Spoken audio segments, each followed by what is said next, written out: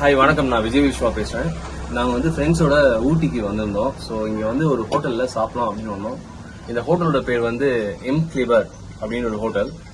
இது வந்து நாங்கள் உள்ள வந்தப்ப என்ன சொன்னாங்கன்னா, ஒரு நாளைக்கு இங்கே உள்ள ஸ்டே பண்ணுறதுக்கு 1,85,000 அந்த மாதிரி சொன்னாங்க. அவ்வளோ காஸ்ட்லியான ஹோட்டல். பட் இங்கே பக்கத்தில் வேற எங்கேயும் இல்லாததுனால நாங்கள் இங்கே வந்திருக்கோம். ஃபேமிலியாக கூட வந்திருந்தோம். இங்கே வந்து ஃபுட் ஆர்டர் பண்ணோம், சாப்பிட்டாச்சு. சாப்பிட்டதுக்கப்புறம் சாஸும் சாப்பிட்டுட்டு இருந்தோம். திடீர்னு ஒரு ஸ்மெல்லா இருக்குன்னு ஓப்பன் பண்ணி பார்த்தா உள்ள ஃபுல்லா புழு.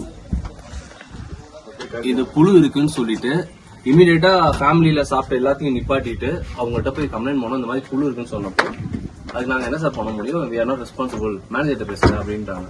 யாரு? செஃப். இர்ரெஸ்பான்சிபிளா பேசுறாங்க.